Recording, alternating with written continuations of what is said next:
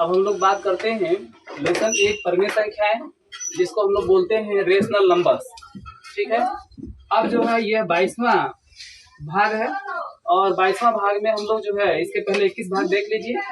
ठीक है। इसके बाद 22वां भाग देखिएगा, प्लेलिस्ट में जाकर देख लीजिए। यह NCERT NMMS एग्जाम, जिसको छात्रवृत्ति परीक्षा कहते हैं 8वीं क्लास का। ठीक है।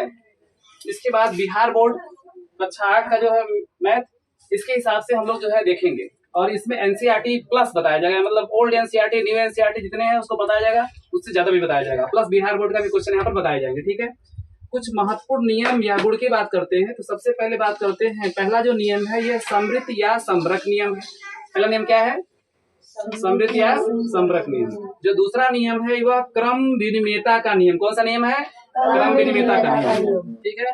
अब तीसरे नियम की बात करते हैं। तीसरा नियम क्या है? साहचर्य का नियम। साहचर्य का नियम क्या बोलेंगे? साहचर्य का नियम। ठीक है, साहचर्य का नियम हो जाएगा। इसके बाद जो चौथा नियम है इसको बोलते हैं वितरण नियम। क्या बोलते हैं? वितरण नियम। कौन सा नियम है? वितरण नियम। इसके बाद जो है आगे बात करते हैं, जो 5वां है ये है तस्मक है। क्या है? तस्मक। और जो 6वां नंबर है ये है प्रतिलोम है। और बारी बारी से सबको देखते हैं। सबसे पहले बात करते हैं समृद्ध या समरक नियम। ठीक है, क्लोज्योर लॉ बोलते हैं इसको इंग्लिश में, समृद्ध या समरक नियम। समृद्ध या समरक नियम जो होता है यह 2 प्रकार का होता है। ठीक है। ये जो है इसमें एक योग मतलब जोड़, और दूसरा क्या होता है? गुणा। गुणा का मतलब गुणा। ठीक है। तो योग और गुणा ये दोनों प्रकार के नियम होते हैं। तो पहला नियम है योग का समृद्ध नियम। योग का समृद्ध नियम कहने का मतलब ये है कि 2 पूर्ण संख्याओं A तथा B का योगफल सदैव एक पूर्ण संख्या होता है। कहने का मतलब यह है कि अगर 2 पूर्ण संख्या हम लोग ले लेते हैं, ठीक है, जैसे मैंने कोई संख्या लिया, जैसे मैंने 4 लिया और 5 लिया। ठीक है। 4 और 5 को अगर जोड़ देंगे तो चूंकि 4 भी पूर्ण संख्या है और 5 भी पूर्ण संख्या है, तो 4 में और 5 को जोड़ देंगे कितना आएगा?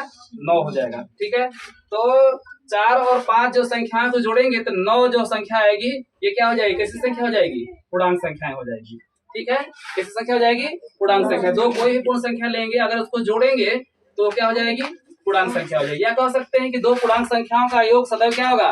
पूर्णांक संख्या होगा। पूर्ण संख्या चाहे पूर्णांक संख्या हो, उसको जोड़ने पर सदैव क्या हो जाएगा? पूर्णांक संख्या होगा। यानी 4 में 5 जोड़ेंगे अगर 9 आ जाएगा। अगर ऐसा लिखा हुआ दिखाई दे 4 + 5 = 9, तो यह कैसी संख्या हो जाएगी? यह हमारा कौन सा नियम हो जाएगा? योग का समृद्ध नियम। कौन सा नियम हो जाएगा? योग का समृद्ध नियम। योग क्यों हो रहा है? योग का मतलब जोड़ना। योग का मतलब जोड़ना। अब यहाँ से परिभाषा को ध्यान से देखिए। कह रहा है कि 2 पूर्ण संख्याओं A तथा B का योगफल सदैव एक पूर्णांक संख्या होता है। 2 पूर्ण संख्या A और B ले लिए, तो A में B को क्या करेंगे? जोड़ देंगे, तो A + B हो जाएगा। बराबर क्या आ जाएगा? C। अब C जो होगा कैसी संख्या होगा? पूर्णांक संख्या होगा। C कैसी संख्या होगा? पूर्णांक संख्या होगा। अब यहाँ से ध्यान से देखिए, अगर ऐसा लिखा हुआ दिखाई दे A + B = C के रूप में, यह कौन सा नियम होगा? योग का समृद्ध नियम। कौन सा नियम? योग का समृद्ध नियम। ठीक है। जैसे हम लोग एग्जाम्पल के माध्यम से समझने की कोशिश करते हैं। जैसे मैंने लिया 4 + 5, 4 में 5 लेंगे तो कितना होगा? 9 हो जाएगा। कितना हो जाएगा? 9 हो जाएगा। अगर ऐसे लिखा हुआ दिखाई दे तो क्या हो जाएगा? योग का समृद्ध या ये योग का समृद्ध नियम हो जाएगा। ठीक है। योग का कौन सा नियम हो जाएगा? समृद्ध नियम, या इसको समरक नियम भी बोल सकते हैं योग का। ठीक है। अब देखिए ऐसे भी हो सकता है, जैसे दे दिया कि -4 + 5, इसको जोड़िए तो कितना आ जाएगा? +1 आ जाएगा, 1 आ जाएगा। कितना आ जाएगा? 1 आ जाएगा। तो अगर ऐसा भी लिखा हुआ दिखाई दे तो क्या बोलेंगे? योग का समृद्ध नियम या समरक नियम। ठीक है, समृद्ध या समरक नियम बोल सकते हैं। योग का मतलब जोड़ा गया है। अब आगे देख कर रहा है कि 2 संख्याओं A तथा B का गुणनफल एक पूर्णांक संख्या होता है। 2 संख्याओं A और B का गुणनफल पूर्णांक संख्या होता है। जैसे मैंने संख्या लिया, ध्यान से देखिए, मैंने लिया 4 और 5। 4 और 5 2 संख्या लिया, 4 में 5 का गुणा किया, 4 बचे 20। 4 और 5 पूर्ण संख्या, जब दोनों का गुणा करेंगे तो 20 कैसी संख्या आ गया? पूर्णांक संख्या आ गया। कैसी संख्या आ गया? पूर्णांक संख्या। तो कह सकते हैं कि 2 जो पूर्ण संख्याओं को अगर गुणा करेंगे तो जो प्राप्त होगा मान वो भी किसमें प्राप्त होगा? पूर्णांक संख्या के रूप में प्राप्त होगा। या ऐसे ही बोल सकते हैं कि 2 पूर्णांक संख्याओं को भी लेंगे, अगर उसको आपस में गुणा करते हैं जो प्राप्त होगा वो कैसी संख्या प्राप्त होगा? पूर्णांक संख्या ही प्राप्त होगा। किस संख्या प्राप्त होगा? पूर्णांक संख्या। पूर्णांक संख्या में इसमें प्लस भी रहेगा, माइनस भी रहेगा और जीरो भी रहेगा, तीनों चीज हो सकता है। ठीक है, तो ये हमारा पूर्णांक संख्या क्या होगा? गुणा करने पर पूर्णांक संख्या का प्राप्त होता है। तो ऐसे नियम को गुणा का समृद्ध नियम या समरक नियम बोलते हैं। क्या बोलते हैं? गुणा का समृद्ध नियम बोलेंगे या क्या बोल सकते हैं? गुणा का समरक नियम। ठीक है, तो यहाँ ध्यान से देखिए, कह रहा है कि दो संख्याओं a तथा b का गुणनफल एक पूर्णांक संख्या होता है। जैसे मैंने a लिया और मैंने a में b का गुणा कर दिया, a गुणे b, और बराबर क्या प्राप्त हो गया? c प्राप्त हो गया। ये नियम हमारा है, ठीक है ना, c प्राप्त हो गया। अगर ऐसा दिखाई दे और c हमारा क्या है? पूर्णांक है। c क्या है? पूर्णांक है। अगर ऐसा दिखाई दे तो यह कौन सा नियम हो जाएगा? गुणा का समृद्ध या समरक नियम। ठीक है, जैसे मैंने एक एग्जाम्पल लिया, यहाँ देखिए, जैसे मैंने लिया कि 4 गुणे 5, तो 4 में 5 का गुणा करेंगे तो कितना होगा? 20। 4 बचे 20 हो जाएगा। अब देखिए, अब इसके बाद जो है, जैसे मैंने 4 में -5 से गुणा कर देंगे तो कितना होगा? -20। कितना होगा? -20। ये भी कैसी संख्या हो जाएगी? ये कौन सा नियम होगा? गुणा का समृद्ध या समरक। अगर ऐसा लिखा हुआ दिखाई दे इस रूप में तो समझ जाओगे कि गुणा का समृद्ध या समरक नियम है। That's clear? Any student, any problem? अब इसमें माइनस मान भी हो सकता है, योग वाले में और भी देख सकते हैं। जैसे मैंने योग में दे दिया कि -5 + 4 तो बराबर कितना आएगा? कितना आया? -1 आया। कितना आया? -1। अगर ऐसे भी लिखा होगा तो भी ये क्या हो जाएगा? योग का समृद्ध या समरक नियम हो जाएगा। ठीक है, तो अब इसमें क्या कीजिए कि योग में एक तो जैसे और लिख लीजिए, है ना। तो यहाँ लिख सकते हैं कि -5 + 4 बराबर -1। अगर ऐसे भी लिखेंगे इसका मान क्या आ जाएगा? ये भी जो है पूर्णांक हो जाएगा। क्या हो जाएगा? पूर्णांक हो जाएगा। समझ में आया? अब जो है आगे देखते हैं, अगला है क्रम विनिमयता का नियम, यानी कम्यूटेटिव लॉ। ठीक है, तो इसको देखेंगे, क्रम विनिमयता का नियम।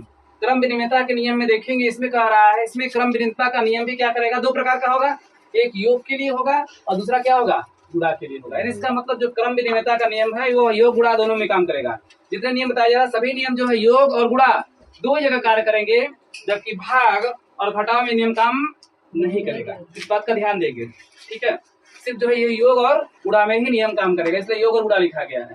तो क्रम विनिमयता के नियम में देखेंगे, यह योग का है, यह जो है गुणा का है। तो लिखेंगे योग के क्रम विनिमयता का नियम। योग के क्रम विनिमयता के नियम में बोल रहा है कि दो पूर्णांक संख्याओं का योगफल एवं उनके उल्टे क्रम का योगफल समान होते हैं। इसका मतलब समझेंगे, योगफल का मतलब जोड़। अगर दो संख्याओं को ले लेते हैं, ठीक है, अगर कोई भी दो संख्या ले लेते हैं, अब दो संख्याओं को जोड़ते हैं, फिर उसके क्रम को उल्टा करके जोड़ देते हैं, तो दोनों के मान आपस में क्या होंगे? बराबर होंगे। जैसे मैंने 4 और 5 लिया, तो 4 में 5 जोड़ दिए और फिर मैंने 4 में 5 जोड़ेंगे तो कितना होगा? दिखाए बोर्ड पर, 4 में 5 जोड़ेंगे तो कितना होगा? 9 हो जाएगा। तो 4 + 5 = 9। अब जो है इसको उल्टा कर देंगे, 5 + 4 = 9, है ना। इसका मतलब हम ये कह सकते हैं कि 4 + 5 का जो मान होगा वही 5 + 4 का मान होगा। वही क्या होगा? 5 + 4 का मान होगा। 4 + 5 = 5 + 4। अगर ऐसे दिखाई दे तो समझ जाओगे कि यह योग के क्रम विनिमयता का नियम है। समझ में आया? ठीक है, ये क्या हो जाएगा? योग के क्रम विनिमयता का नियम हो जाएगा। योग का मतलब क्या करेंगे? इसको जोड़ देंगे। ठीक है, योग का मतलब क्या करेंगे? जोड़ देंगे। अब इसको कैसे जोड़ेंगे? ध्यान से देखो। अब इसमें जो है जोड़ेंगे, जैसे a + b सूत्र बन सकता है, बराबर क्या हो जाएगा? b + a। ये इसका सूत्र बन जाएगा। इसका क्या बन जाएगा? सूत्र बन जाएगा। इसका मतलब कि a + b = b + a, यानी दो पूर्णांक संख्याओं का योगफल एवं उनके उल्टे क्रम का योगफल क्या होता है? समान होते हैं। समझ में आया? जैसे देख लेते हैं, जैसे मैंने 4 लिया, तो 4 + 5 = 5 + 4। ऐसे लिख सकते हैं। दूसरा सवाल ले सकते हैं, दोनों का मान 9 ही होगा। अब जैसे मैंने लिखा 3 + 7, पहले 3 लिखे फिर 7 लिखे। अब उल्टा कर दो, तो पहले क्या लिखोगे, बोलो पहले क्या लिखोगे, 7 + 3, तो दोनों के मान कितना हो जाएंगे, बराबर हो जाएंगे। इसका मान भी 10, इसका मान भी 10। इसका मतलब दोनों के वैल्यू जब आपस में बराबर हो जाएंगे, संख्याओं को जब इस तरीके से लिखेंगे तो यह योग के क्रम विनिमयता का नियम होगा। Any doubt? नेक्स्ट आगे देखते हैं। इसमें कह रहा है कि गुणा के क्रम विनिमयता का नियम। तो गुणा के क्रम विनिमयता के नियम में कह रहा है कि दो संख्याओं का गुणनफल एवं उनके उल्टे क्रम का गुणनफल समान होते हैं। कहने का मतलब अगर दो संख्या लेंगे, पहले इसको सीधा गुणा करेंगे फिर उल्टा गुणा करेंगे, ठीक है, दोनों के गुणनफल का मान आपस में क्या होगा, बराबर होगा। जब बराबर होगा तो ये हो जाएगा योग के क्रम विनिमयता का नियम। इसको एग्जाम्पल के माध्यम से समझने की कोशिश करते हैं पहले, उसके बाद अच्छे से लिखा जाएगा। तो पहले इसको समझते हैं। जैसे मैंने दो संख्या लिया 4 और 5, मैंने 4 में 5 का गुणा किया, कितना आया, 20 आया। अगर इसके बाद 5 लिए और 5 में 4 का गुणा करेंगे तो कितना आएगा, 20 आएगा। इसका मतलब हम समझ गए कि अगर हम जो है 4 में 5 से गुणा करेंगे तो भी मान कितना, 4 में 5 से गुणा करें, सीधा कर दिए, फिर उल्टा 5 में 4 से गुणा कर देंगे, 5 × 4, और दोनों के मान आपस में क्या हो गए, बराबर हो गए। इसका मतलब कि यह जो मान है यह गुणा के क्रम विनिमयता नियम का क्या कर रहा है, पालन कर रहा है। Any doubt? ठीक है। अब इसको जो है सूत्रों के माध्यम से समझने की कोशिश करते हैं, फिर से देखते हैं। कह रहा है कि दो पूर्णांक संख्याओं का गुणनफल एवं उनके उल्टे क्रम का गुणनफल क्या होता है, समान होते हैं। ठीक है, तो मैंने दो संख्याएं, जैसे मैंने ए लिया, ए में मैंने बी से गुणा किया और फिर इसके क्रम को उल्टा कर दिया। ए में बी से गुणा किया, फिर गुणा करेंगे ए में बी से, फिर क्या उल्टा क्या करेंगे, बी में ए से गुणा करेंगे। किससे गुणा करेंगे, बी में ए से। दिखाएं बोर्ड पर, तो ए × बी बराबर बी × ए हो जाएगा। ठीक है, ये समझ में आया। चलिए अब हम लोग जो है देखते हैं जैसे में इसको प्रैक्टिस करते हैं। अब जैसे मैंने लिया 4 और मैंने 4 में 5 का गुणा किया, तो 4 में 5 का गुणा करेंगे तो 4 में 5 का गुणा करेंगे, फिर इसका उल्टा कर देंगे तो क्या लिखेंगे, बोलो, 5 × 4 करेंगे। उल्टा क्रम में करना है ना, पहले 4 × 5 कर दिए, फिर उल्टा क्रम 5 × 4 कर दिए, दोनों के मान आपस में क्या हो गए, बराबर हो गए। तो बराबर हो गए तो यह गुणा के क्रम विनिमयता नियम का क्या करेगा, पालन करेगा। ठीक है, अब अगला देखिए। अब अगला अपने मन से कोई सवाल बोलिए, खड़े जाइए, कोई बोलो। 4 × 3। बैठे हो। इस बच्चे ने बोला 4 × 3, तो 4 में 3 का गुणा कीजिए, या क्या करेंगे, 3 में 4 का गुणा करेंगे, है ना। 4 × 3 लिखे या 3 × 4 लिखे, दोनों के मान आपस में क्या हो जाएंगे, बराबर ही होंगे। ये भी 12 ये भी 12 होगा। जब मान बराबर होगा इस तरह लिखने पर, इसको बोलते हैं गुणा के क्रम विनिमयता का नियम। ठीक है, इस प्रकार से हम लोगों ने क्रम विनिमयता के नियम में योग के क्रम विनिमयता का नियम और गुणा के क्रम विनिमयता का नियम पढ़ लिया, क्योंकि इसमें सिर्फ योग और गुणा का ही होगा, भाग और घटाव का इसका नियम काम नहीं करेगा। That's clear? Any problem? Next, अब कह रहा है कि साहचर्य का नियम यानी एसोसिएटिव लॉ।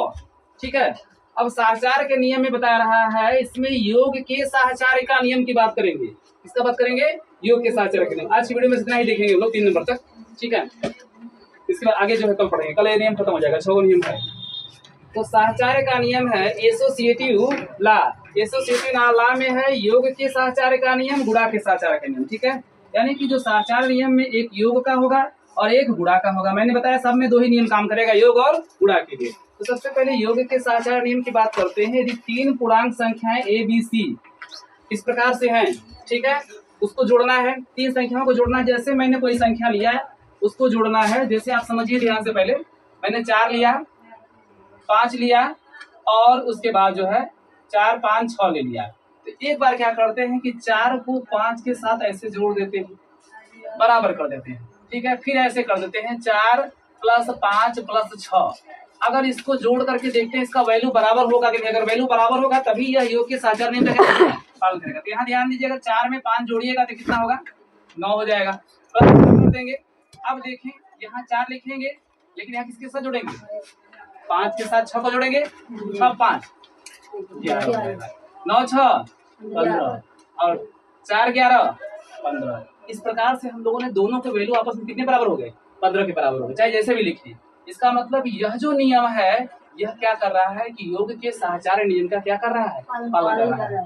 ठीक है, अब इसको एग्जाम्पल के माध्यम से समझने की कोशिश करेंगे। तो इसके सबसे पहले हम लोग इसका सूत्र देखते हैं। जैसे ए बी सी 3 संख्याएं हैं, तो ऐसे लिख सकते हैं कि हमने ए को बी के साथ जोड़ दिया, ए प्लस बी, इसके बाद प्लस सी हो जाएगा। अब इसके बाद लिखेंगे ए को जो है, फिर लिखेंगे बी को सी के साथ जोड़ेंगे, ए प्लस बी प्लस सी। ध्यान से देखिए, यहाँ ए प्लस बी हो गया, कोष्टक में प्लस सी लिख देंगे। इसमें यहाँ लिखेंगे ए के बाद लिखेंगे बी प्लस सी। ये हमारा सूत्र हो गया। चाहेंगे तो सूत्र को और ऐसे भी लिख सकते हैं। मन करेगा कि अगर बी को सी के साथ लिख लो तो बी प्लस सी लिख सकते हो, बी प्लस सी लिख सकते हो। अब देखो बराबर क्या लिख सकते हो, अब जो है ए को ए प्लस बी ऐसे कर सकते हो और सी को इससे अलग कर दो, ऐसे भी लिख सकते हो। मन किया कि ए को सी के साथ ले लो तो ऐसे भी लिख सकते हो, ए प्लस सी लिख सकते हो और इसके साथ बी ले लो। ठीक है, और यहाँ पर लिख सकते हो ए प्लस बी लिख सकते हो, या ए प्लस ए के साथ सी ले लिए, अब बी के साथ सी ले सकते हैं। ठीक है, तो ऐसे लिख सकते हो कि बी प्लस सी और प्लस ए भी लिख सकते हो, या ऐसे कर दो ए के साथ बी प्लस सी, ऐसे हो जाएगा। जैसे चाहो ऐसे लिख सकते हो। ठीक है, दो को एक साथ लोगे, एक को अलग करोगे, है ना। 3 में से क्या करोगे? 2 को एक साथ लोगे, एक को अलग करोगे। इस प्रकार से किसी भी कंडीशन में इसको लिख सकते हैं। अब जैसे उदाहरण के माध्यम से इसको समझने की कोशिश करेंगे। जैसे मैंने कोई अंक ले लिया 3, 3 के साथ लिया 4 और 4 के साथ लिया 5 लिया, तो अब क्या करते हैं कि 3 को 4 के साथ ले लो, 3 प्लस 4 बराबर ऐसे लिख लो। फिर क्या करो, 3 लिख दिया अलग और 4 को किसके साथ लेंगे? 5 के साथ, तो 4 प्लस 5। अगर ऐसे भी लिख दिए तो यह कौन सा नियम का पालन करेगा? ये जो है योग के साहचर्य नियम का। किसका पालन करेगा? योग के साहचर्य। और भी अगर लेना चाहते हो तो लिख सकते हो इसको। अब तुम्हारा मन किया कि 4 के साथ 5 को ले लो, तो 4 प्लस 5 कर देंगे बराबर। देखो बराबर क्या करेंगे, बराबर जो है अब इसको ले लेते हैं, 3 लिख दिए। ठीक है, अब जो है 3 के साथ 4 ले लो, इसके बाद 5 लिख लो, ऐसे भी लिख सकते हो। आगे मन किया तो अब जो है 3 के साथ 5 ले लो, बचा क्या? 4, 4 को ऐसे लिख लो। अब देखो अब क्या करेंगे, 3 को अलग कर दो, 4 के साथ 5 ले लो, ऐसे भी लिख सकते हो। ठीक है, जैसे चाहो ऐसे लिख सकते हो। यह सभी जो जैसे एग्जाम्पल दिया गया है, यह सभी क्या कर रहा है कि यह किसका नियम का पालन कर रहा है? योग के साहचर्य नियम का। ठीक है, अब हम लोग बात करते हैं गुणा के साहचर्य के नियम। यदि 3 पूर्णांक संख्याएं ए बी तथा सी है तो गुणा के साहचर्य नियम में क्या कर सकते हैं कि तीनों का आपस में ऐसे गुणा अगर करके लिख दें कि ए गुणे बी गुणे सी, ऐसे किया गया है। तो सबसे पहले क्या कीजिए कि ए में बी का गुणा कीजिए, ए गुणे बी गुणे सी, सी को बाहर कर दीजिए। अब क्या कीजिए, यहाँ पर ए बी को लिया गया है, यहाँ पर क्या करते हैं तो ए को अलग कर देते हैं और बी और सी को साथ में लेते हैं, बी गुणे सी, ऐसे लिख सकते हैं। ठीक है, इसके वैल्यू बराबर हो गए। जैसे मान लो हमने लिया 2 गुणे 3 गुणे 4, फिर 2 गुणे 3 गुणे 4, ऐसे देख लीजिए। 2 तिहाई 6, 6 गुणे 4 हो गया। 2 गुणे 3 चौके 12, 6 चौके 24, 12 के 24। इसका मतलब अगर इस प्रारूप में लिखेंगे तो मान आपस में बराबर हो गया। इसका मतलब यह जो मान है क्या है, किसके लिए है? गुणा के साहचर्य नियम के लिए क्या है? सही है। ठीक है, तो यहाँ पर हमने समझाने की कोशिश किया। अब देखिए, अब इसको और तरीके से लिख सकते हैं। जैसे मेरा मन किया कि क्यों ना ए को अलग कर दे और बी को सी के साथ ले ले, इसके साथ ले ले बी को सी के साथ, तो बी गुणे सी हो जाएगा, ऐसे लिख देंगे ब्रैकेट में। और यहाँ पर ए के साथ इसको ले लेंगे, बी को ले लेंगे, और यहाँ पर किसको अलग कर देंगे? सी को अलग कर सकते हैं। क्या ऐसे लिख सकते हैं? आगे देखिए, इसके बाद क्या करते हैं, अब क्या करते हैं कि मेरा मन किया कि ए को सी के साथ ले ले और बी को अलग कर दे। यहाँ मन किया कि जो है ए को अलग कर दे और बी को सी के साथ ले ले, जैसे मन करे वैसे लिखो, ऐसे लिख सकते हो। ठीक है, ये इसका क्या हो गया? नियम हो गया। अगर इस प्रकार से लिखा हुआ दिखाई दे तो गुणा के साहचर्य नियम हो जाएगा। क्या हो जाएगा? गुणा के साहचर्य नियम। अब जैसे हम यही अंक ले लेते हैं, आसान रहेगा। 3 4 5, मैंने 3 के साथ 3 गुणे 4, 3 में 4 का गुणा किए, गुणे 5 ऐसे कर दिए। बोर्ड पर देखिए। इसके बाद क्या लिख सकते हैं? फिर लिखेंगे 3 गुणे 4, 5 को अलग कर देते हैं, 4 गुणे 5 एक साथ कर देंगे। ठीक है, यहाँ पर 3 के साथ बोर्ड पर लिखना बंद। अब देखो ध्यान से, इसमें जो है 3 गुणे 4 गुणे 5 या 3 गुणे 4 गुणे 5 कर सकते हैं। 3 के साथ 4 को ले लिए, 4 के साथ 5 को ले लिए। फिर आगे क्या कर सकते हैं कि फिर अगर मन है तो 3 गुणे 3 को अलग कर देंगे, 4 को 5 के साथ लिख दे सकते हैं। ठीक है, अब यहाँ क्या करेंगे? 3 को 4 के साथ ले लेंगे और यहाँ पर 5 को अलग कर देंगे। इस प्रकार से भी लिख सकते हैं। आगे देखिए, इसको अगर मन किया कि 3 के साथ 5 को ले लो, 3 गुणे 5, 4 को अलग कर दो। ठीक है, यहाँ पर क्या करो कि 3 को अलग कर दो, 4 के साथ 5 को ले लो, 4 गुणे 5 हो जाएगा। ठीक है, ऐसे भी कर सकते हैं। समझ में आया? इस प्रकार से भी क्या कर सकते हैं हम लोग, जो है लिख सकते हैं ऐसे भी। और ये जो भी लिखा गया है तो तुम लोग देख रहे हो कि ये सभी क्या कर रहे हैं कि गुणा के साहचर्य नियम का क्या कर रहे हैं? पालन कर रहे हैं। ठीक है, अगर इस प्रकार से दिखाई दे। आज के लिए बस इतना ही, फिर मिलते हैं अगले वीडियो में। थैंक्स।